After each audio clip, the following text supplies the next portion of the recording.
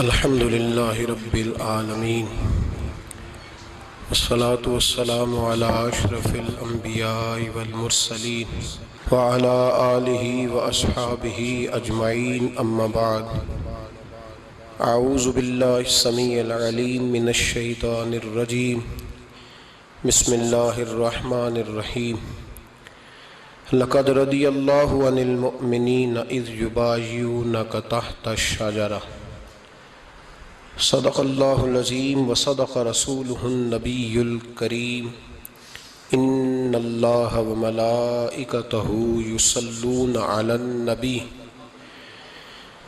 یا ایہا الذین آمنوا صلوا علیہ وسلموا تسلیما اللہم صلی علی سیدنا ومولانا محمد معدن الجود والکرم وآلہ وصحبہ وبارک وسلم۔ حمد الصلاۃ کے بعد امیر المومنین خلیفۃ المسلمین داماد مصطفیٰ صلی اللہ علیہ وسلم حضرت سیدنا عثمان غنی رضی اللہ تعالیٰ عنہ کی حیات مبارکہ کے حوالے سے چند باتیں آج گفتگو کا عنوان ہے۔ نبی کریم صلی اللہ تعالیٰ علیہ وسلم نے حدیبیہ کے موقع پر 9 ہجری میں عمرے کا ارادہ فرمایا تھا، اور حضور صلی اللہ تعالیٰ علیہ وسلم اپنے کئی سو صحابہ کے ساتھ احرام باندھ کر مقام حدیبیہ پر پہنچ گئے۔ سفیر اس کو بنایا جاتا تھا جو بڑا سمجھدار اور زیرک آدمی ہوتا تھا۔ نبی پاک صلی اللہ علیہ وسلم نے اس موقع پر جس کو اپنا سفیر بنا کے بھیجا وہ حضرت سیدنا عثمان غنی رضی اللہ تعالیٰ عنہ۔ حضور نے انہیں سفیر بنا کر کے مکہ مکرمہ میں بھیج دیا اور 2 ٹارگٹ دیے اپنے سفیر کو، 2 باتیں فرمائیں۔ فرمائے ایک تو جا کے مکے والوں کو بتاؤ کہ ہم جنگ کرنے نہیں آئے، اللہ کے گھر کا دیدار کرنے آئے، اور بڑے پرامن طریقے سے ہم طواف کریں گے، سعی کریں گے، عمرہ کریں گے، لوٹ جائیں گے۔ یہ ہمارا واحد ایجنڈا ہے، اس کے علاوہ کوئی پروگرام نہیں ہے۔ اور دوسرا انہیں یہ بتاؤ ان لوگوں کو جو ایک زمانے سے مکہ مکرمہ میں کفار مکہ کے ظلم سہ رہے ہیں، ہمارے وہ غلام جو یہاں بڑی تکلیف میں ہیں، ان کو یہ خبر دے دو، عثمان انہیں میرا پیغام دے دینا کہ اب تمہاری مشکلات کے دن تھوڑے رہ گئے، اب بڑی جلدی اللہ تبارک و تعالی دین اسلام کو فتح عطا فرما دے گا۔ حضرت عثمان غنی تشریف لے گئے۔ جب حضرت عثمان غنی وہاں پہنچے تو کفار نے آپ کو روک لیا۔ انہوں نے کہا کہ آپ رکیے، دیر ہو گئی۔ ادھر ابو سفیان نے حضرت عثمان غنی رضی اللہ تعالیٰ عنہ کو یہ کہا کہ ہم نبی پاک صلی اللہ علیہ وسلم کو اور ان کے صحابہ کو عمرہ نہیں کرنے دیں گے، آپ اگر چاہیں تو وہ سامنے بیت اللہ شریف ہے، طواف کریں، آب زمزم پئیں، حجر اسود پہ جائیں، مقام ابراہیم پہ جائیں، صفا مروہ کریں، آپ چاہیں تو کر لیں۔ تو حضرت عثمان غنی رضی اللہ تعالیٰ عنہ فرمانے لگے میں تڑپ رہا ہوں کعبے کے طواف کے لیے، لیکن میں بیت اللہ کا طواف اسی وقت کروں گا جب آگے آگے مجھے میرے مصطفیٰ کریم نظر آئیں گے صلی اللہ تعالی علیہ وسلم۔ لوگ آج پوچھتے ہیں کہ بغیر مدینہ شریف جائے حج مکمل نہیں ہوتا۔ میں نے کہا مدینہ شریف کے بغیر حج ہو جاتا ہے پر مدینے والے کے بغیر نہیں ہوتا، اس لیے کہ حضور نے فرمایا صحیح مسلم میں خذوا عنی مناسککم، حج کے طریقے مجھ سے سیکھو۔ اللہ نے تو کہہ دیا حج کرو، تفصیل تو بتائی نہیں، تو اب آپ کو حضور سے سیکھنا پڑے گا۔ مدینے کے بغیر تو شاید حج ہو جائے پر مدینے والے کے بغیر حج نہیں ہوتا۔ حضرت عثمان غنی رضی اللہ تعالیٰ عنہ کہنے لگے میں طواف ضرور کروں گا پر اس وقت کروں گا جب مجھے حضور آگے آگے نظر آئیں گے۔ ادھر ایک شخص نے حضور کی بارگاہ میں بھی کہا، اپنوں کا نہ پتہ ہوتا ہے، دل بدست آور کے حج اکبر است۔ جو دل ہوتے ہیں نا، دل کو دل سے راہ ہوتی ہے۔ یہ کئی دفعہ جسم علیحدہ علیحدہ ہوتے ہیں پر یہ اکٹھے دھڑک رہے ہوتے ہیں۔ تو دل کو راہ ہوتی ہے. عرض کی یا رسول اللہ صلی اللہ علیہ وسلم عثمان غنی تو طواف کر رہے ہوں گے، صفا مروہ میں ہوں گے، بڑی موج ہوگی، آب زمزم کھول کے پی رہے ہوں گے. حضور نے سامنے والے کا چہرہ غور سے دیکھا، فرمایا عثمان کو تم زیادہ جانتے ہو کہ میں زیادہ جانتا ہوں؟ یا رسول اللہ آپ ہی زیادہ جانتے ہیں. فرمایا پھر فکر نہ کرو، عثمان میرے بغیر طواف نہیں کرے گا. بات ختم ہو گئی، میرے بغیر عثمان طواف نہیں کرے گا، ختم ہو. اب کسی نے افواہ پھیلا دی کہ حضرت عثمان غنی کو شہید کر دیا گیا. نبی پاک علیہ السلام تک بھی خبر آئی. حضور جانتے تھے ہمارا دل نہیں کرتا کوئی انتشاری بات کرنے کو، لیکن جب لوگ کرتے ہیں تو پھر دل کو تکلیف ہوتی ہے. اب یہاں سب نے لکھا ہے کہ نبی پاک صلی اللہ علیہ وسلم کو خبر ملی، حضور پریشان ہوئے، صحابہ کو مشورے کے لیے بھی بلایا، بیعت رضوان بھی ہوئی. اگر علم غیب ہوتا یہ سارا کچھ نہ ہوتا. اور میں نے کہا خدا کے بندے، اگر حضور اپنا علم غیب اس وقت ظاہر کرتے تو حضرت عثمان کے لیے قرآن کی آیتیں نہ نازل ہوتی، اس بیعت کے تذکرے نہ ہوتے. ہر بات پہ لوگ معاذ اللہ تعالی. اب دیکھیے نا یہاں یہ جملہ چھوڑنے کی کیا ضرورت ہے؟ تم قوم کو کیا دے رہے ہو؟ لوگوں کو کیا بتا رہے ہو کہ نبی پاک علیہ السلام اندھیرے میں بیٹھ کے فیصلے کر رہے تھے؟ کیا بتا رہے؟ آج انٹیلیجنس کی رپورٹس بتا دیتی ہیں کہ وہ فلاں کس طرح کا ماحول ہے اور آپ نے کس طرح کرنا ہے، تو تمہیں اپنی خفیہ ایجنسیوں کے مطابق تم فیصلہ کرو تو کہتے ہو ہم بھئی اندھیرے میں فیصلہ نہیں کر رہے، ہمیں رپورٹ ہے تو فیصلہ کر رہے ہیں. اور نبی پاک علیہ السلام کے بارے میں تم لوگوں کو یہ بتا رہے ہو کہ حضور اندھیرے میں فیصلہ کر دیتے تھے، پتہ ہی نہیں تھا. کس طرح کی بات کرتے ہو؟ میرے محبوب پاک علیہ السلام فرماتے ہیں کہ اللہ تبارک و تعالیٰ نے مجھے اس طرح کا علم عطا فرمایا ہے کہ جو تمہارے ذہن میں ہو مجھ سے پوچھو، میں فوراً تمہیں جواب دوں گا. لیکن لوگ اڑ گئے ہیں، کیا کیا جائے؟ اور عجیب فلسفہ ہے. یہاں بھی گرہ لگا دی، پتہ ہوتا تو یہ سارا. اور میں نے کہا خدا کے بندے اگر یہ سارا کچھ نہ ہوتا تو پھر یہ آیتیں کیسے نازل ہوتی؟ پھر صبح قیامت تک حضرت عثمان غنی کی عظمتوں کا کیسے پتہ چلتا؟ جب خبر ملی نا کہ حضرت عثمان غنی کو شہید کر دیا گیا تو حضور نے صحابہ کو بلایا، فرمایا آؤ میری بیعت کرو. حالانکہ بیعت پہلے ہو چکی، آؤ دوبارہ بیعت کرو. یا رسول اللہ کس چیز کی بیعت کرنی ہے؟ تو نبی پاک نے فرمایا میرے ہاتھ پہ بیعت کرو کہ ہم عثمان غنی کے خون کا بدلہ لیے بغیر یہاں سے جائیں گے نہیں. ہم عثمان کے خون کا بدلہ لیے بغیر یہاں سے جائیں گے. اور حوالہ کسی نے دیکھنا ہو علامہ اسماعیل حقی کا تو میں دکھاؤں گا. جس شخص نے دوڑ کر سب سے پہلے نبی پاک کی بیعت کی وہ مولا علی شیر خدا تھے. کہ یا رسول اللہ جانا ہی نہیں عثمان کا خون کا بدلہ لیے بغیر. سب سے پہلے شیر خدا آگے بڑھے. آج لوگ انہی لوگوں میں اختلاف دکھانے کی کوشش کرتے ہیں، صحیح لا حاصل کرتے ہیں. سب سے پہلے دوڑ کر حضرت شیر خدا آگے بڑھے کہ حضور میں بیعت کرتا ہوں. نبی پاک نے صحابہ کے ہاتھوں میں بیعت ہو رہی ہے. یہ وہ والا واقعہ نہیں جو اس چوک میں پیش آیا تھا، یہ وہ والا واقعہ نہیں جو میرے ساتھ ہوا تھا تو میں آپ کو سنا رہا ہوں. یہ وہ والا واقعہ ہے جو رب کو اتنا پسند آیا کہ اللہ نے قرآن پاک میں بیان فرما دیا ہے. اس کی اہمیت کا اندازہ لگائے کہ رب کریم کو اتنا محبوب ہے یہ انداز کہ قرآن میں بیان کیا. ایک درخت تھا، کانٹوں والا درخت، اس کو شارحین نے لکھا ہے. کچھ لوگ کہتے ہیں بیری کا درخت تھا. نبی پاک درخت کے نیچے بیٹھ گئے، فرمایا بیعت کرو سارے. کن کے لیے بیعت ہو رہی؟ حضرت عثمان غنی کے لیے. ایک بیعت دین کے لیے ہوئی، قرآن کے لیے ہوئی، حدیث کے لیے ہوئی، اللہ کی توحید کے لیے. اور آج نئے سرے سے بیعت ہو رہی ہے. کس کے لیے؟ بول کے بتائیے. حضرت سیدنا عثمان غنی رضی اللہ تعالیٰ عنہ. اس شخص کی عظمت کا کوئی اندازہ کر سکتا ہے جن کے لیے نبی پاک نے خاص کر کے تخصیص کر کے ایز اے اسپیشل بیعت لی. اور صحابہ نے جب بیعت کی تو اللہ کو اتنی پسند آئی کہ قرآن مجید کی سورہ فتح کی آیت نمبر 18 میں بیان کیا. فرمایا لقد رضی اللہ عن المؤمنین اذ یبایعونک تحت الشجرہ. فرمایا محبوب تحقیق اللہ ان مومنوں سے راضی ہے جو درخت کے نیچے آپ کی بیعت کر رہے تھے. تحقیق اللہ ان سے راضی ہوا، ان ایمان والوں سے جو درخت کے نیچے آپ کی بیعت کر رہے تھے. درخت کے نیچے تحت الشجرہ.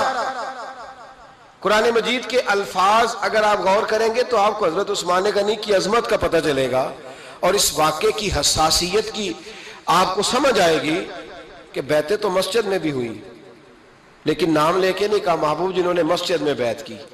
نام لے کے نہیں کہا، حالانکہ وہ بیعتیں بھی اللہ کو بڑی محبوب ہے. بیعتیں تو میرے بھائی نبی پاک نے بیت اللہ شریف کے پاس بھی کی، مسجد نبوی میں بھی کی، لیکن یہاں نام لے کر کوئی بھول نہ جائے. کسی نے کہہ دینا تھا کوئی اور بیعت تھی جی، لوگ شرح کر رہے ہیں نا مرضی، وہ تو کسی اور کی بیعت. نام لے کے کہا محبوب تحت شجرہ، وہ جو درخت کے نیچے بیعت ہوئی، وہ جو بیعت درخت کے نیچے ہوئی، اور جنہوں نے بیعت کی لقد رضی اللہ عن المومنین، تحقیق اللہ ان مومنوں سے راضی ہو گیا. اللہ ان مومنوں سے، صحیح بخاری صحیح مسلم میں صحابہ نے پوچھا یا رسول اللہ اللہ کس طرح راضی ہوا ہے؟ فرمایا آج جس نے میرے ہاتھ پہ بیعت کی ہے رب کریم نے وعدہ کر لیا ہے سب کو جنت عطا فرمائے گا. جنتی ہو گئے سارے. حضرت عثمان غنی رضی اللہ تعالیٰ عنہ کی یہ عظمت، یہ شان قرآن پاک نے بیان کر دی کہ حضرت عثمان کے نام پر صحابہ جمع ہوئے. اللہ تبارک و تعالیٰ نے اس واقعے کا ذکر قرآن مجید میں فرما دیا. میرے عزیز دوستو، حضرت عثمان غنی کو اللہ نے بڑی شان عطا فرمائی، بڑا مرتبہ دیا. بڑے حسین و جمیل، بڑے خوبصورت آدمی تھے. دیکھو نا کیا شان ہے حضرت عثمان ذی النورین. یہ ذو النورین کا کیا معنی ہے؟ دو نور کون ہے؟ حضور کی دو صاحبزادیاں. اعلیٰ حضرت فرماتے ہیں نور کی سرکار سے پایا دوشالہ نور کا، نور کی سرکار سے پایا دوشالہ نور کا، ہو مبارک تجھ کو ذو النورین جوڑا نور کا. دو نوروں والے حضرت عثمان غنی. ایک بیٹی کا نکاح کیا، وہ وصال کر گئی تو محبوب نے دوسری بیٹی کا بھی نکاح کر دی. یہ جو بیچارے پراپوگنڈے والے ہوتے ہیں نا، یہ پہلے دن سے صرف پراپوگنڈے میں ہی ہے. یہ نہ محب بن سکے نہ محبوب بن سکے. ان کا نہ کوئی اپنا ہوا نہ انہیں کسی نے اپنایا. یہ پراپوگنڈے والے ہی ہیں، ساری زندگی چیم گوئیاں، کانوں میں باتیں. اپنا اپنا مزاج ہے نا جی، جس کے حصے میں جو ڈیوٹی آئی. کچھ لوگ وہاں بھی منافقین چیم گوئیاں کرنے لگے، دوسری بیٹی بھی دے دی، دوسری بیٹی بھی دے دی، دوسری بیٹی بھی دے دی. محبوب کے کانوں تک آواز گئی، فرمایا زیادہ باتیں نہ کرو، میری 40 بھی ہوتی. وہ ختم ہو گئی بات، تم 2-3 کی بات کرتے ہو. حدیث مبارکہ کے لفظ ہے، نبی پاک نے فرمایا میری 40 بھی ہوتی، ایک کے بعد دوسری انتقال کرتی رہتی، میں ساری عثمان کو دے دیتا. حد ہو گئی بھئی، اتنا بڑا مرتبہ. چیم گوئیاں نہ کرو، دوسری بھی دے دی، میری 40 بھی ہوتی.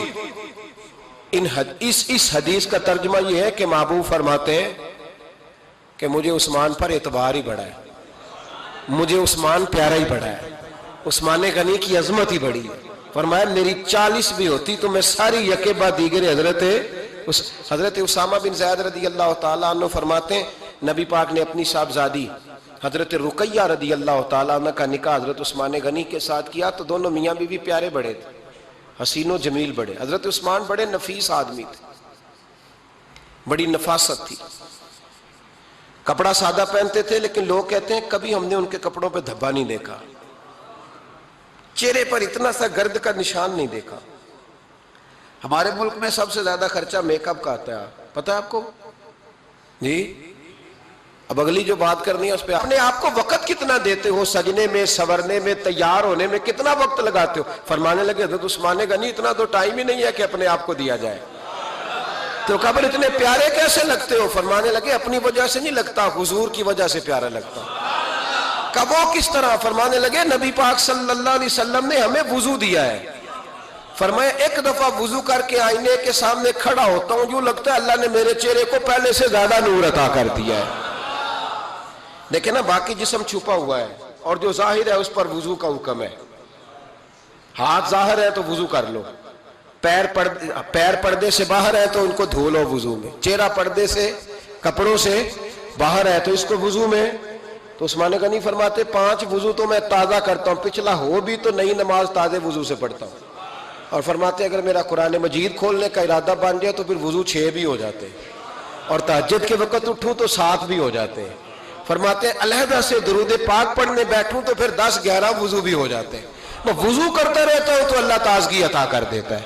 حضرت اسامہ بن زید حضور کے غلام زادے ہیں، فرماتے ہیں میں چھوٹا سا تھا تو نبی پاک کے گھر میں گوشت پکا تو سرکار کو 4 بیٹیوں سے بڑا پیار تھا. حضرت فاطمہ سے زیادہ ہے لیکن 4 بیٹیوں سے بڑی محبت تھی.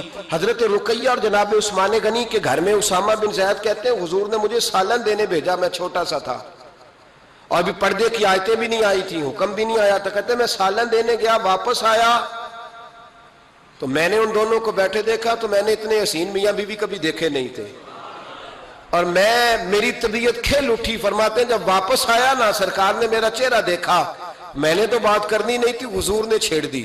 فرمایا میری بیٹی اور داماد کو دیکھ کے آئے ہو؟ یا رسول اللہ دیکھ آیا ہوں. فرمایا ایسا حسین جوڑا دنیا میں کبھی دیکھا ہے؟ کہا یا رسول اللہ اللہ کی عزت کی قسم کبھی دیکھا ہی نہیں. یہ ظاہری حسن اللہ نے حضرت سیدنا عثمان غنی رضی اللہ تعالیٰ عنہ کو عطا. ایک بات میری یاد رکھنا, حسن ظاہر کا نہیں ہوتا,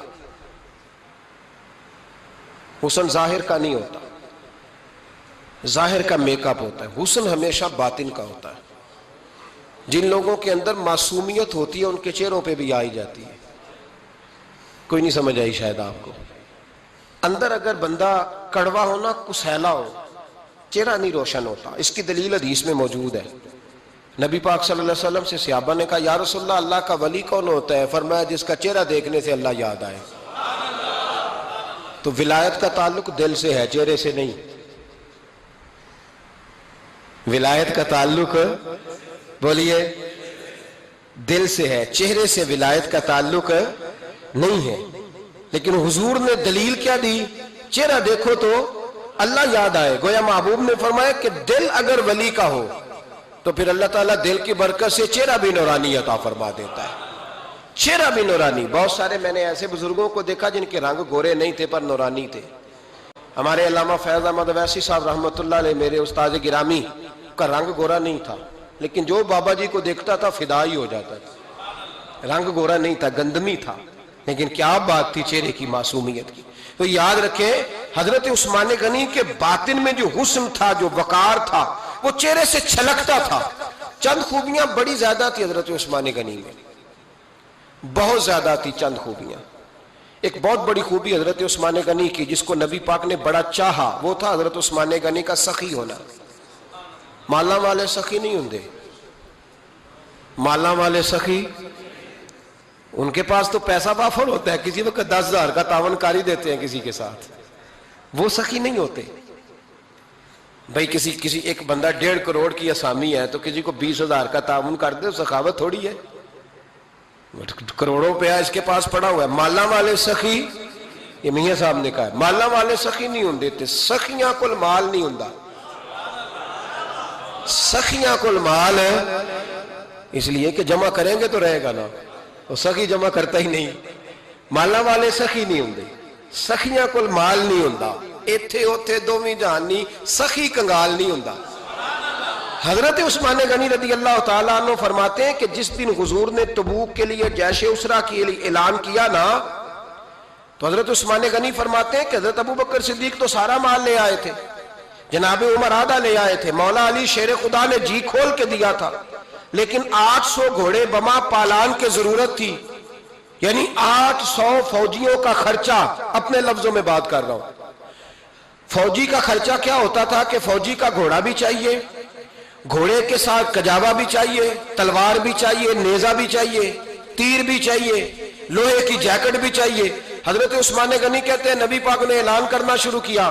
ایک دفعہ اعلان کیا تو میں نے کہا حضور 200 فوجی کا خرچہ میرا.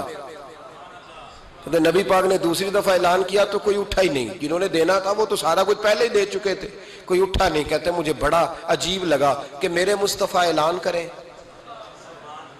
حضرت عثمان غنی فرماتے ہیں, شاہ ولی اللہ صاحب نے ازالت الخفا میں لکھا ہے کہ یوں پکڑ کے کہتے ہیں میں نے اپنا نا گریبان پکڑ لیا, عثمان تیرے نبی کو اعلان کرنا پڑ رہا. کہتے ہیں 1000 فوجی کا خرچہ چاہیے تھا, 1000 کا. عثمان کہتے ہیں تیسری دفعہ حضور نے اعلان کیا تو کہا یا رسول اللہ 200 اور ڈال لے. سنو سخی کس کو کہتے ہیں. حضرت عثمان غنی رضی اللہ تعالیٰ عنہ فرماتے ہیں میرے پاس کل خرچہ میرے پاس 800 فوجیوں کا تھا, میں سارا کچھ بھی گھر سے لے آؤں تو 1000 میں پھر بھی پورا نہیں کر سکتا تھا. لیکن جب نبی پاک نے چوتھی دفعہ کہا نا کہ اٹھو بھائی ابھی خرچہ چاہیے, عثمان کہتے ہیں مجھے لگتا تھا میرے گریبان پھٹ جائے گا. یار میرے محبوب کو اعلان کرنا پڑ رہا ہے, عثمان غنی فرماتے میں اٹھ کے کھڑا ہوا، میں نے کہا حضور اب آپ نے اعلان نہیں کرنا، آپ 1000 ہی میرے کھاتے میں ڈال دیں، میں سب کا بندوبست کرا دوں گا۔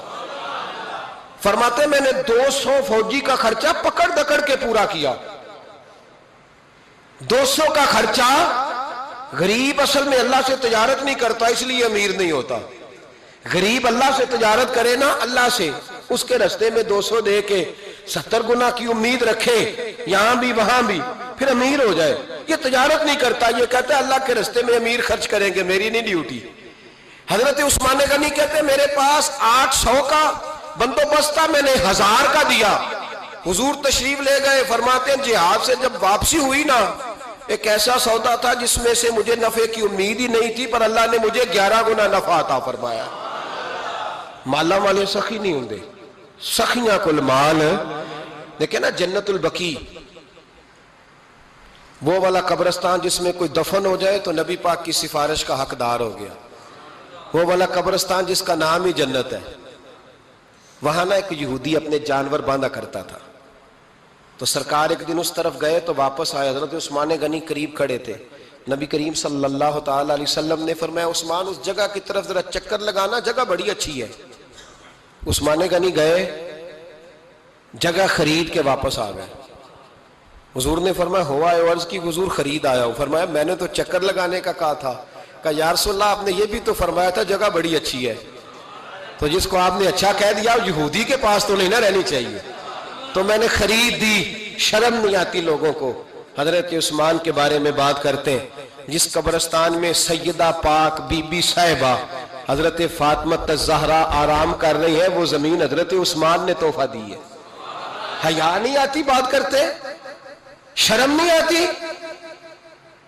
یہ صدقہ سیدہ فاطمہ کا ہی ہے، انہی کے لیے اللہ نے تحفہ دیا، اور اس کے پیسے حضرت عثمان غنی نے ادا کیے۔ پھر اس قبرستان میں سیدہ پاک نے آرام کیا، پھر اسی قبرستان میں عثمان ابن مسعود نے آرام کیا، پھر اسی قبرستان میں حضرت حلیمہ سعدیہ لیٹی ہوئی ہے، اسی قبرستان کے اندر نبی پاک کی زوجہ سیدہ عائشہ آرام کرتی ہے، پھر اسی زمین پر میرے محبوب کے پیارے نواسے امام حسن آرام فرمائے۔ حضرت عثمان غنی رضی اللہ تعالیٰ عنہ کے بارے میں بات کرتے تیری زبان نہیں کانپتی؟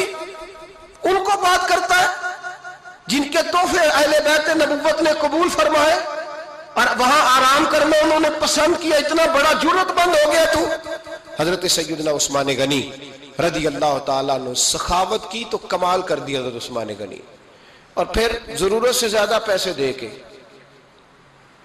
وہ کنویں کی بات بڑی معروف ہے، میں نے بس اشارہ کرنا ہے، نبی پاک نے بھی اعلان کیا تو بڑا ہی اعلان کر دیا، فرمایا وہ میٹھے پانی کا کنواں ہے، قبضہ یہودی کا ہے، جو بندہ خرید کر وقف کرے گا نا اسے کیا ملے گا؟ تو حضور نے فرمایا میری جیب میں جنت کی ٹکٹ ہے، میں اسے جنت دے دینی، یہ ہے عرض جنت، یہ طیبہ کی زمین ہے، جنت بھی یہی، مال کے جنت بھی یہی ہے، جنت لے لے مجھ سے، لے لے۔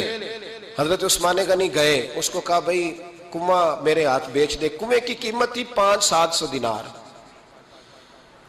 تو حضرت عثمان 500-600 دینار کل کنویں کی قیمت تھی۔ جناب عثمان غنی گئے، یہودی کو پتا تھا کہ یہ خریدنا چاہتے ہیں، فرمایا یار یہ کنواں بیچ دو، کہنے لگا نہیں بیچنا، فرمایا قیمت منہ مانگی، کہنے لگا قیمت میری مرضی کی، کہا تمہاری مرضی کی، اپنی اپنی اوقات ہوتی ہے نا قیمت لگانے کی، تمہاری مرضی کی، کہنے لگا میری شرط ہے میں ایک دن کے لیے کنواں دوں گا، ایک دن میں ایک دن آپ، فرمایا یہ بھی منظور ہے، کتنے پیسے؟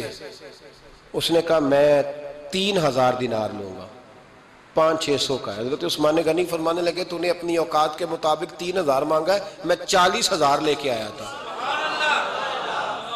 اپنی اوقات کے مطابق مانگا، 40,000 دینار میری جیب میں۔ یہودی کہنے لگا عثمان تو تاجر ہے، اور عام تاجر نہیں عالمی سطح کا تاجر ہے، لوگ تیری تجارت کی مثالیں عرب میں دیتے ہیں، پر 500-600 کا کنواں 40,000، فرمانے لگے مسئلہ کنویں کا نہیں، مسئلہ مصطفیٰ کے فرمان کا ہے، وہ جو حضور کا فرمان پورا کرنا ہے نا اس کے لیے 40,000 تھوڑے ہیں، میرے پاس تھے ہی اتنے جو لے کے آیا ہوں۔ حضرت عثمان نے پیسے چکائے، اس نے کہا ایک دن پانی ملے گا، فرمایا منظور ہے، وہ ایک دن بیچا کرتا تھا پانی، حضرت عثمان نے اعلان کر دیا جو میرا دن ہے نا فری پیو، اپنے بھی پیو، بیگانے کا اعلان کوئی نہیں کرنا، میرا کوئی پروگرام نہیں، لیکن آپ مطلب ہلکا ہلکا ایسے ایسے دیکھیں گے، سوچیں گے، غور کریں گے، اور بھائی پیسہ بھی بانٹنے سے چلو بولو تو صحیح نا، اس پر بھی آپ حامی تو بھرے نا، سچی بات کر تو لینی چاہیے نا۔ چلے عمر آپ 2 سال کے بعد کر لینا، 6 سال کے بعد کر لینا، پر ہاں نہ تو صحیح کرے نا، پیسہ بھی ہمیشہ بانٹنے سے۔ ملا رومی رحمت اللہ علیہ فرماتے ہیں کنویں سے سادہ پانی نکل جائے تو تازہ آ جاتا ہے، اور اگر پانی کنویں کے اندر رہے سارا ختم نہ ہو تو باسی ہو جاتا ہے۔ اس لیے فرمایا کرتے تھے میں اس کنویں سے پانی پیتا ہوں جس پہ رش زیادہ ہوتا ہے، لیکن وہاں سے پانی ختم ہوتا ہے تو تازہ آتا رہتا ہے۔ فرماتے تو اللہ کے رستے میں سارا خرچ کر دے، اللہ تازے عطا کر دے گا اور پہلے سے زیادہ عطا کر دے گا۔ میرا آپ کا مسئلہ یہ ہے کہ تجارت بندوں کے ساتھ ہے، بندوں کے ساتھ جو تجارت ہے نا، بندے کنجوسی کر جاتے ہیں، بندے کا تو صحیح کام چل جائے تو پارٹنر کو فارغ کر دیتا ہے، یہ تو فارغ ہے، اور اگر کبھی کسی کی دکان میں کوئی کرایہ دار اچھا اس کی دکان چل جائے تو مالک کہتا ہے تو جا، اب دکان میں نے خود کھولنی ہے، وہ فارغ کر دیتا ہے۔ بندوں کا تو مزاج ہے۔ اور اللہ تبارک و تعالیٰ سے جب تجارت ہوتی ہے نا، میں نے ایسے لوگ دیکھے جن کے گھروں میں لاکھوں روپیہ ماہانہ آتا ہے، غربت نہیں جاتی۔ ان کو سوچنا چاہیے کہ کثرت والا پیسہ آیا ہے پر برکت والا نہیں آیا۔ حضرت عثمان غنی رضی اللہ تعالیٰ عنہ فرماتے ہیں کہ میں نے پہلے بھی میں بڑا تاجر تھا، لیکن جب سے مصطفیٰ کے نام پر خرچ کرنا شروع کیا، پھر کہاں کہاں سے آیا کب، اور بڑی سیانی بات فرماتے ہیں۔ آپ فرماتے ہیں میں کلمہ پڑھنے سے پہلے تجارت کو وقت زیادہ دیتا تھا، اور مسلمان ہونے کے بعد میں نے تجارت کو ٹائم تھوڑا دیا، پر اللہ نے روزی مجھے زیادہ عطا فرمائی۔ اس لیے برکت پر ہماری توجہ نہیں رہی، غیبی خزانوں پر خیال ہم نے چھوڑ دیا ہے۔ غیبی خزانوں سے جو چیز ملتی ہے وہ زیادہ ملتی ہے، جو مادی ذرائع سے ملتی ہے وہ چیز کم ہوتی ہے۔ حضرت عثمان غنی پر الزام لگا جب آپ کا دور حکومت تھا، یہ یاد رکھیں کہ سب سے زیادہ الزامات حضرت عثمان غنی پہ لگائے گئے۔ جن بندوں کے قد کاٹ زیادہ ہوتے ہیں ان کے خلاف پراپوگنڈے بھی لمبے چوڑے ہی ہوتے ہیں۔ بڑی بڑی بات یاد رکھنا، کہا گیا کہ حضرت عثمان لوگوں کو نوازتے بڑا ہے، بڑا دیتے ہیں حضرت عثمان غنی۔ تو حضرت عثمان غنی فرمایا کرتے تھے حکمران تو میں آج بنا ہوں تو میں تو پہلے بھی بڑا دیتا تھا، وہ کس خزانے سے دیتا تھا؟ آپ جواب دیا کرتے۔ دیکھیں ذرا، لاکھوں لوگ حج کرنے آتے تھے، پر حضرت عثمان غنی حج کرنے جاتے تو اعلان کر دیتے کہ کوئی حاجی حج کے موقع پر آ کے کھانا نہ پکائے، سب کو کھانا عثمان غنی اپنی جیب سے دیا کریں گے۔ مینا میں لنگر کھانا ہوتا تھا حضرت عثمان غنی کا، مینا میں فرماتے تھے کھاؤ حاجیو جتنا کھا سکتے ہو، اور پھر حضرت عثمان غنی کا اعلان تھا، خدام کو کہتے تھے میں آخر میں کھاؤں گا، پہلے میرے سارے آنے والے حاجیوں کو کھلایا جائے۔ ایک مجھ سے نا ایک دوست نے سوال پوچھا 4-5 دن ہو گئے، کچھ سوال ایسے ہوتے ہیں جو بندے کو نا چوراہے پہ لا کے کھڑا کر دیتے ہیں، زندگی میں نہ بھولنے والے سوالات ہوتے ہیں۔ ایک شخص نے سوال پوچھا، کہنے لگا اوکاڑے دینی اور مذہبی گھرانہ ہے، اوکاڑے سے تعلق ہے، میرے ساتھ محبت کا رشتہ ہے، کہنے لگے بیٹی کی شادی کر دی ہے راولپنڈی میں، آپ کی بھی بیٹیاں ہیں میری بھی بیٹی ہے، بیٹی کی شادی کر دی ہے راولپنڈی میں، اب بچی چند دن رہنے آئی ہے، پوچھنا یہ ہے کہ نماز پوری پڑے گی کہ قصر پڑے گی؟ تو میرا تو اس نے کام کر دیا، حد ہو گئی، رو رو کے برا حال۔ میں نے کہا یار تو بند کر دے فون، رات کو بتاؤں گا۔ کیا پوچھ لیا یار تو نے؟ بیٹی مسافر نہیں ہوتی، بیٹی تو مہرانی ہوتی ہے باپ کے گھر کی، تو بیٹی مطلب کیسے بتاؤں کہ دل کرتا ہے کہ بیٹی وہ صرف ہنسے، وہ روئے کبھی نہ، یہ دعا ہوتی ہے۔ تو نے اتنا بڑا سوال کیوں کیا؟ بہرحال علماء کو کچھ چیزوں کے جواب دینے پڑتے ہیں۔ میں نے کہا میں رات کو بتاؤں گا۔ رات کو پھر فون آیا کہ آپ تو بڑی جلدی جواب دینے کے عادی ہیں تو دیر کیوں کر دی؟ تو میں نے کہا یار جواب تو میرے پاس تھا لیکن ہمت نہیں تھی ابھی۔ تو میں نے کہا کہ اگر تو بیٹی آئی ہے والد کے گھر میں اور ابا جی کا پروگرام ہے اسے جائیداد میں سے حصہ دینے کا، تو پھر تو بیٹی نماز پوری پڑے گی، لیکن اگر ابا جی نے علیحدہ کر کے انگوٹھا لگوانا ہے تو پھر بیٹی مسافر ہے۔ اگر ابا جی نے اس کو علیحدہ کر کے انگوٹھا لگوانا ہے نا کہ دے دے بھائیوں کو، خیر ہے تیری شادی پہ خرچہ کر دیا ہے، اگر ابا جی کے دل میں نے کہا یہ ابے سے فتویٰ پوچھ لو، اگر ابا جی کے دل میں چور ہے نا کہ بیٹی کو دینا کچھ نہیں، تو پھر بیٹی نے نماز قصر پڑھنی ہے، اس لیے کہ پھر وہ وہاں حصے دار۔ اس کی دلیل حضرت عثمان غنی رضی اللہ تعالیٰ عنہ حج کے لیے تشریف لے گئے تو لوگوں نے حضرت عثمان غنی سے کہا کہ نبی پاک بھی قصر نماز پڑھتے تھے، حضرت عمر بھی حج کے موقع پر قصر پڑھتے، حضرت ابو بکر بھی، آپ کیوں پوری پڑھتے؟ فرمایا ان کا مکے میں گھر کوئی نہیں تھا، میرے تو پورے کے پورے باغ ہیں، تو میں یہاں مسافر نہیں ہوں، میں یہاں مقیم ہوں، تو اگر تو بیٹی کا حصہ بھی ہے ابا جی کے گھر میں تو پھر وہ نماز پوری پڑے گی۔ لیکن اگر ابا جی نے اللہ تعالیٰ خیر فرمائے بیٹوں کے حق میں فیصلہ سنا دیا ہے اور انہوں نے بیٹی سے کہہ دیا ہے کہ چھوڑ، جو بیٹیاں حصہ لیتی ہیں ان کے بھائی نہیں ملتے تو نہ ملے بھائی، کوئی عرض نہیں، ضروری ہے ظالم بھائیوں سے رابطہ رکھنا جو کھا جائے بہنوں کا حصہ۔ والد ظالم ہے، ظالم ہے باپ، بیٹے کو حصہ دیتا ہے بیٹی کو نہیں دیتا۔ اور یہ 1.5 مربے والے جاگیردار کی بات نہیں کر رہا، جس کا 4 مرلے کا مکان ہے اس کی بیٹی کا بھی حصہ بنتا ہے۔ کیوں کھاتے ہو بیٹیوں کا حصہ؟ ڈر نہیں آتا اللہ تعالیٰ سے؟ کیوں کھاتے ہیں لوگ بیٹیوں کا حصہ؟ جب اللہ رسول نے رکھا ہے تو کیوں کھا جاتے؟ اور پھر کہتے ہیں جناب بڑا پیار ہے بیٹی سے، رونے دھونے کے لیے پیار ہے۔ تو یاد رکھیں حضرت عثمان غنی رضی اللہ تعالیٰ عنہ کا لنگر چلتا تھا۔ تو میرے بھائی ایک اور بہت بڑی خوبی حضرت عثمان غنی کی تیسری وہ یہ تھی کہ آپ میں اللہ نے بہت زیادہ حیا رکھی تھی۔ آج نا اگر آپ ناراض نہ ہو تو ہماری حکومتوں میں جو بدتمیز زیادہ ہوتا ہے اس کا عہدہ زیادہ ہوتا ہے، اس کو اچھا عہدہ ملتا ہے جو بدتمیزی زیادہ کرتا ہے۔ اور ہمارے ہاں نوجوان سمجھتے ہیں کہ کھل کے پھرنا، کھل کے کھانا، مرضی کا لباس پہننا۔ ہمارے ایک بزرگ فرمایا کرتے تھے جب سے پیسے لوگوں کے پاس زیادہ آئے ہیں لباس چھوٹے ہو گئے، پیسہ زیادہ آ گیا کپڑے جسموں پہ سکڑ گئے۔ لوگ سمجھتے ہیں کہ بس جو دل میں آئے کہہ دینے کا نام جمہوریت ہے، آزادی رائے ہے۔ حضرت عثمان غنی رضی اللہ تعالیٰ عنہ شرم و حیا کے پیکر تھے، بڑا پیسہ تھا، بڑا کچھ تھا، لوگ ڈرتے تھے، سردار بھی تھے، جو چاہتے کر سکتے، روب طاری ہوتا۔ لیکن عثمان غنی کو جب بھی کوئی دیکھتا تھا کسی کونے میں بیٹھے نظر آتے، چھپے ہوئے، پیچھے، شرم و حیا، نفاست پسندی، بڑھ بڑھ کے آگے ہونا، ہر ویڈیو میں شامل ہونے کی کوشش کرنے کا نام پیار نہیں ہے۔ نفاست پسند جو لوگ ہوتے ہیں وہ اکثر چھپے ہوئے ہوتے ہیں، ان کا پتہ ہی نہیں ہوتا لوگوں کو کہ پیچھے دراصل ہے کون۔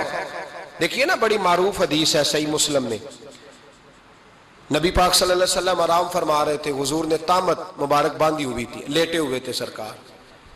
تو جب آدمی لیٹتے تھے نا، ہمارے بزرگ بھی جب لیٹتے ہیں تو تامت کو سمیٹا کرتے تھے تو گھٹنوں تک آ جاتی تھی، دیکھا نا آپ نے، گھٹنوں تک تامت آ جاتی جب لیٹتے۔ تو سرکار بھی لیٹے تھے، پردے کی ابھی آیتیں نہیں آئی تھی، دروازے پہ دستک ہوئی، حضرت عائشہ صدیقہ عرض کرنے لگی یا رسول اللہ میرے ابا جان جناب ابو بکر صدیق آئے۔ حضور نے فرمایا بلا لو۔ حضرت عائشہ کہتی ہیں وہ آ کے بیٹھ گئے، حضور لیٹے رہے، پھر دستک ہوئی، اب کون ہے؟ کہا سیدنا فاروق اعظم۔ کہا عائشہ آپ ساتھ والے حجرے میں چلی جاؤ۔ اماں جی وہاں چلی گئی۔ تھوڑی دیر کے بعد حضرت عمر آئے، حضور لیٹے رہے، جناب عائشہ کہتی ہیں پھر دستک ہوئی، اب کون ہے؟ فرمایا عثمان غنی۔ نبی کریم نے فرمایا اسے کہو ذرا ٹھہر جائے۔ حضرت عثمان ٹھہرے تو حضور اٹھ کے بیٹھے، تہمت مبارک کو ٹھیک کیا، پھر اپنے کرتے مبارک کو سیدھا کیا، پھر دستار کو سیدھا کیا، فرمایا اب بلاؤ عثمان غنی کو۔ حالانکہ جاہو جلال حضرت عمر کا زیادہ ہے، حالانکہ وقار مقام حضرت صدیق اکبر کا زیادہ ہے، اب بلاؤ عثمان غنی کو۔ حضرت عثمان غنی رضی اللہ تعالیٰ عنہ آئے، بیٹھے، بات چیت ہوئی، تینوں چلے گئے۔ حضرت عائشہ صدیقہ کہتی ہے میرے ذہن میں سوال رہ گیا، میں نے عرض کی یا رسول اللہ صلی اللہ تعالیٰ علیہ وسلم وہ دو لوگ آئے، آپ بیٹھے رہے، عثمان آئے تو آپ نے اہتمام کیا، کیا لفظ ہے اور لفظوں میں تاثیر ہے، اور جملے دو کہے نبی پاک نے لیکن کتنا بڑا ان کا مرتبہ بیان کیا۔ فرمایا عائشہ میں اس شخص سے حیا نہ کروں جس سے اللہ کے فرشتے بھی حیا کرتے ہیں، میں اس سے حیا نہ کروں جس سے اللہ کے فرشتے بھی حیا کرتے ہیں۔ حضرت عثمان غنی فرمایا کرتے تھے میں نے جب سے حضور کا چہرہ دیکھا ہے دوبارہ پلٹ کے اپنی شرمگاہ بھی کبھی نہیں دیکھی، گویا میں نے اپنی آنکھوں کا وضو نہیں توڑا جب سے حضور کا۔ فرماتے جب سے یہ ہاتھ نبی پاک کو بیعت کے لیے دیا ہے پھر گندگی میں نہیں جانے دیا میں نے سیدھا ہاتھ۔ حضرت عثمان غنی فرمایا کرتے تھے میں اپنے گھر کے اندر اپنے غسل خانے میں 4 دیواری کے اندر بھی کپڑوں سمیت غسل کرتا ہوں، مجھے حیا آتی ہے غسل خانے میں بھی کپڑے. اور سنو ایک اور بڑی بات اہم، آپ فرمایا کرتے تھے میری جو محرم عورتیں ہیں نا، محرم پھپھی خالہ، میری جو محرم عورتیں ہیں، فرمایا کرتے تھے میں نے کبھی ان کے بھی چہرے آنکھ بھر کے نہیں دیکھے، ان کے بھی چہرے کبھی میں نے آنکھ بھر کے نہیں دیکھے. جو میری محرم عورتیں ہیں پھپھی خالہ، فرماتے تھے ان سے بھی جب بات کرتا ہوں تو میں چہرہ جھکا کے. ہمارے ہاں تو کزن ایک دوسرے سے سلام لیتے ہیں، لڑکیاں لڑکے کزن ایک دوسرے سے سلام لیتے ہیں. بچیاں آیا کرتی تھی تو میری کبھی کبھی مجھے بتایا جاتا تھا، میں نے ایک پابندی لگا دی، بچیاں جب مدرسے میں آتی تھی کہ جو دور سے بچی آئے اس کو جس آدمی کا نام لکھا ہو بتایا جائے وہی لینے آئے. ایک دن مجھے اطلاع دی گئی کہ آپ تھوڑی دیر آئیں. میں گھر گیا تو مجھے بتلایا گیا کہ ایک بچی ہے تو اس کو جو پہلے لینے آتا تھا وہ نہیں آیا، کوئی اور آیا. میں نے اس کے بھائی کو فون کیا کہ آپ لینے نہیں آئے. کہنے لگے یہ کزن ہے ہمارا، اس کے ساتھ بھیج دیں، آپ ہمارا ہی کزن ہے، خالہ زاد ہے. میں نے کہا یار آپ کہاں ہو؟ کہنے لگے مجھے 20-25 منٹ لگ جائیں گے. تو میں نے کہا ابھی کلاسیں بھی جاری ہیں تو آپ ہی آ جانا خود ہی. کہنے لگا سب آپ بھیج دیں، مجھے اعتبار ہے اس پہ. میں نے اس کو ایک بات کہی جو آپ کو بھی کہتا ہوں، میں نے کہا یار تمہیں اعتبار ہے تو اللہ رسول کو اعتبار کیوں نہیں؟ انہوں نے کیوں غیر محرم بنایا؟ عجیب تماشا ہے. مجھے پھپھی ذات پہ، خالہ ذات پہ، ماموں ذات پر اعتبار ہے، نبی پاک کو کیوں نہیں؟ آپ کو زیادہ پیار ہے لوگوں سے یا نبی پاک کو امت سے زیادہ پیار ہے؟ کیا مطلب تماشا ہے؟ کیا مزاج بنا لیا میں نے اور آپ؟ نبی پاک نے ایک شخص پر اعتبار نہیں کیا، پر میں اس سے پردہ کرو. آپ نے اور میں نے کیسے کر لیا؟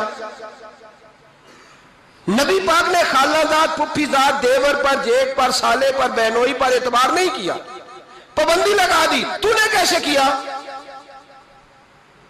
تیرے دل میں زیادہ درد ہے، تو زیادہ دین کو سمجھنے لگا ہے، انسانیت زیادہ اچھل آئی ہے تیرے اندر. اعتبار کیا ہوتا؟ یاد رکھنا دنیا میں جتنے گھر تباہ ہوئے ان لوگوں کی وجہ سے نہیں ہوئے جن پر اعتبار نہیں تھا، ان کی وجہ سے ہوئے جن پر اعتبار تھا. گھر کا بیٹی لنکا ڈھائے، باہر والے آ کے کبھی بھی گھر میں کوئی نقب زنی نہیں کرتے، جب بھی کرتے ہیں اعتبار والے کرتے ہیں. میرے رسول پاک علیہ الصلوۃ والسلام کی وہ ازواج جن پر اللہ کو اتنا اعتبار ہے کہ رب کہتا ہے میرے محبوب کی بیویوں تمہاری جیسی دنیا میں دوسری ہے ہی کوئی نہیں. اللہ کو اتنا اعتبار ہے. لیکن ایک نابینا صحابی آئے تو حضور کی 2 ازواج بیٹھی تھی تو نبی پاک نے فرمایا پردہ کرو. یا رسول اللہ وہ تو نابینا ہے. فرمایا تمہیں تو نظر آ رہا ہے نا، تمہاری آنکھیں تو کھلی ہوئی ہیں. حضور کو اعتبار نہیں تھا. بس کر دیں. سب سے بڑا ظالم وہ ہے جو کہتا ہے مجھے بیٹی پہ اعتبار ہے. وہ ظالم ہے، وہ اپنی بیٹی کے ساتھ ظلم کر رہا ہے. جو کہتا ہے مجھے اعتبار ہے، کالج جا رہی ہے، یونیورسٹی جا رہی ہے، اکیلے آ جا رہی ہے، مجھے اعتبار ہے. یہ ظلم کر رہا ہے بچی کے ساتھ. وہ تو بچی ہے، اس کا تو ذہن کمزور ہے. ہو سکتا ہے صاف دل ہو، لیکن سامنے جو شیطان چوکوں میں گلیوں میں دائیں بائیں گھوم رہے ہیں وہ تو صاف دل نہیں ہے نا، وہ تو معصوم طبع نہیں ہے نا. تو بعض اوقات بڑے اچھے نفیس بچے بھی شیطانوں کا شکار ہو جاتے ہیں. خدا کا خوف کریں.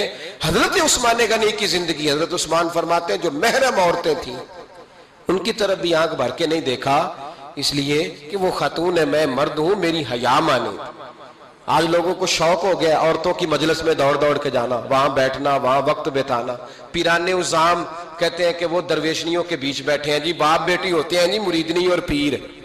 میں نے کہا کوئی نہیں ہوتے. اس رشتے پر استدلال ہے. اعلیٰ حضرت فرماتے ہیں واجب ہے پردہ پیر اور مریدنی کا. یہ پردہ واجب ہے. اگر کوئی شخص اس طرح بے پردہ بیعت لے گا، بیچ میں بیٹھے گا، تو اس کا تو مرید ہونا ویسے ہی حرام ہے، جائز ہی نہیں ہے. جو سارا دن تویز دھاگے کے لیے بیٹھا رہے اور بیویوں سے گفتگو کرتا رہے. خدا را حضرت عثمان غنی رضی اللہ تعالیٰ عنہ کی زندگی میں جو باتیں ہمیں بہت زیادہ ملتی ہیں ان میں نفاست ہے، آپ کی حیا ہے، سخاوت ہے. ایک بات اور سن لیں، بڑا ستایا گیا حضرت عثمان غنی کو، پراپوگنڈے کیے گئے، آپ کے خلاف مہم چلی. عبداللہ ابن سبا نے بڑی مہم جوئی کی آپ کے خلاف. یہودیوں نے مسلمانوں کا روپ دھار کر بڑا آپ کو ستایا، تکلیفیں دی. جی آپ اپنے رشتہ داروں کو بڑا دیتے ہیں. فرمایا کرتے تھے جیب سے دیتا ہوں، مال خزانہ سے نہیں دیتا. حضرت عثمان غنی رضی اللہ تعالیٰ عنہ کو بڑا ستایا گیا. یہ واحد خلفائے راشدین میں خلیفہ ہے جن کا 40 دن پانی بند کیا گیا، کھانا نہیں آنے دیا گیا. لیکن کمال ہستی حضرت عثمان غنی کی. مولا علی جیسے شیروں نے جا کے کہا آپ اشارہ کریں، یہ جو آپ کے خلاف نکلے ہوئے ہیں تو ایک تلوار سے مار دیے جائیں گے. تو حضرت سیدنا عثمان غنی فرمانے لگے میں وہ والا مینڈا نہیں بننا چاہتا جس کی وجہ سے مدینے کی گلیاں رنگین ہو جائیں. امن کا کہا آپ خلافت چھوڑ دیں. فرمایا حضور نے کہا تھا اللہ تمہیں ایک قمیض پہنائے گا، لوگ اتارنا چاہیں گے تم نے اتارنی نہیں. صبر سے، حوصلے سے، اطمینان سے. یہ وہ واحد ہستی ہے حضرت عثمان غنی، انہوں نے شہادت قبول کر لی لیکن تلوار نہیں چلنے دی، لوگوں کو ایک دوسرے کے گلے نہیں کاٹنے دی. وہ شخصیت ہے حضرت عثمان غنی کی.